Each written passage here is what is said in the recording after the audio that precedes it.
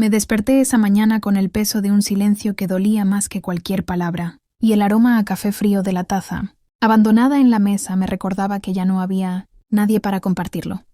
Pensé, ¿cómo puede alguien que llevé en mi vientre borrarme así, como si nunca hubiera existido? Mi vida había sido como un tapiz tejido con esfuerzo y amor.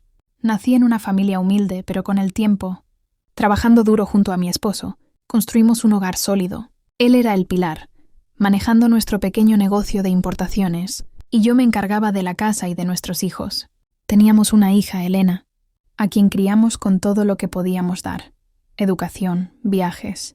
Incluso le ayudamos a comprar su primer departamento cuando se casó. Siempre creí en la familia como un lazo inquebrantable, donde el dinero era solo un medio para el bienestar común. Pero ahora veo que, en el fondo, había grietas. Elena siempre anhelaba más, comparándose con amigos de clases altas, y a veces su orgullo la hacía distante. Pensábamos que era solo juventud, que el tiempo la suavizaría. Mi esposo y yo ahorramos cada peso, invirtiendo en propiedades y un fondo para emergencias, todo para asegurar un futuro para ella y sus hermanos. Vivíamos modestamente, en una casa llena de fotos familiares y cenas compartidas, donde las risas cubrían cualquier tensión. Sin embargo, en retrospectiva, noto cómo Elena empezaba a resentir nuestra sencillez, como si nuestra vida no fuera suficiente para sus aspiraciones. Era sutil, un comentario aquí, una mirada allá, pero foreshadowaba lo que vendría. Todo cambió el día que perdí a mi esposo. Murió repentinamente de un infarto, dejando un vacío que no podía llenar. Elena estaba allí en el funeral, llorando como todos, pero luego, en la lectura del testamento, su expresión se endureció. Él había dejado la mayor parte de los bienes a mi nombre, con instrucciones para distribuirlos equitativamente entre los hijos cuando yo decidiera. Elena esperó unos días y luego vino a casa, con una sonrisa forzada. «Mamá, necesitamos hablar del dinero», dijo sentándose en la sala. Explicó que necesitaba una suma grande para invertir en un negocio con su esposo, prometiendo que sería temporal. Accedí, porque era mi hija, y transferí una parte significativa de los ahorros. Pero eso no fue suficiente. Semanas después, insistió en más, argumentando que el mercado era volátil. Cedí de nuevo, pensando en su futuro. Entonces, un día, recibí una llamada del banco. Los fondos se habían agotado más rápido de lo esperado, y Elena había usado mi firma en documentos que no recordaba haber autorizado. Me quedé helada, mirando el extracto bancario. Ese fue el punto de quiebre. Su traición no era solo financiera, sino un corte profundo en nuestra relación. La presión comenzó a acumularse como nubes de tormenta. Primero, Elena dejó de contestar mis llamadas. Intentaba comunicarme para entender qué había pasado, pero solo recibía mensajes automáticos o excusas vagas de su esposo. Me sentía sola en la casa grande, ahora vacía, contando cada peso para pagar las cuentas. Recuerdo revisar los recibos de la luz y el agua, apilados en la cocina, y darme cuenta de que tendría que vender algunos muebles para cubrirlos. Comía sola, platos simples como arroz con huevo, y el silencio de la mesa me recordaba las cenas familiares de antes. Luego vino la humillación social. En una reunión familiar, Elena actuó como si yo no estuviera allí, hablando con tíos y primos sobre su nuevo estilo de vida, sin mencionarme.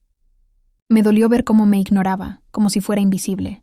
Pensé en confrontarla, pero me contuve, sintiendo el peso de la soledad en mi pecho. La tercera escalada fue financiera. Descubrí que había transferido una propiedad a su nombre, usando un poder notarial, viejo que le di en confianza. Ahora luchaba por mantener el techo sobre mi cabeza, visitando oficinas bancarias donde los empleados me miraban con lástima. Cada noche en mi habitación con las cortinas cerradas, lloraba en silencio, preguntándome cómo mi propia hija podía hacerme esto. Era como si hubiera perdido no solo el dinero, sino mi lugar en el mundo. En el presente, reflexiono que esos momentos me enseñaron la fragilidad de los lazos que creemos eternos. Entonces llegó el momento que lo cambió todo.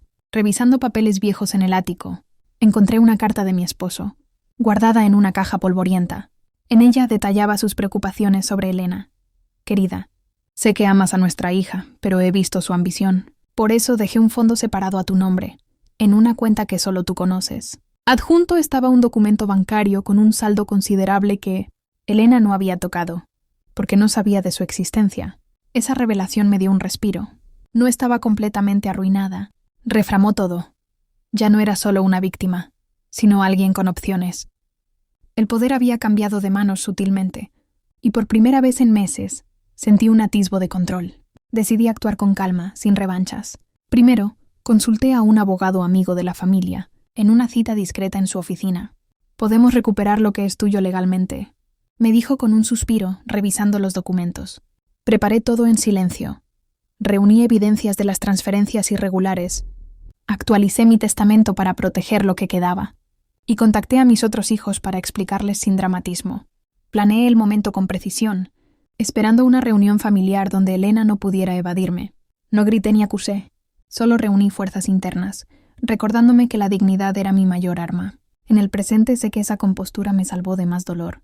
El clímax llegó en la cena de cumpleaños de mi nieto. Elena estaba allí, radiante, hablando de sus planes. Al final saqué los papeles y se los entregué en privado. «Hija, esto debe terminar», le dije con voz serena. Ella palideció al verlas. Demandas legales por las propiedades, transferidas ilegalmente. No hubo escenas, solo su silencio mientras firmaba el acuerdo para devolver lo tomado. El payoff fue ver cómo, sin venganza, la verdad se impuso. En el aftermath, establecí límites claros. Visitas ocasionales, pero sin más ayudas financieras. Ofrecí un pequeño gesto de gracia, invitándola a una charla honesta sobre el perdón. Hoy vivo con menos, pero en paz. La lección es simple. El amor verdadero no se mide en posesiones, sino en respeto mutuo. Si esta historia emocional te tocó, dale like y suscríbete para más relatos reales de la vida. Comparte en comentarios si has vivido algo similar.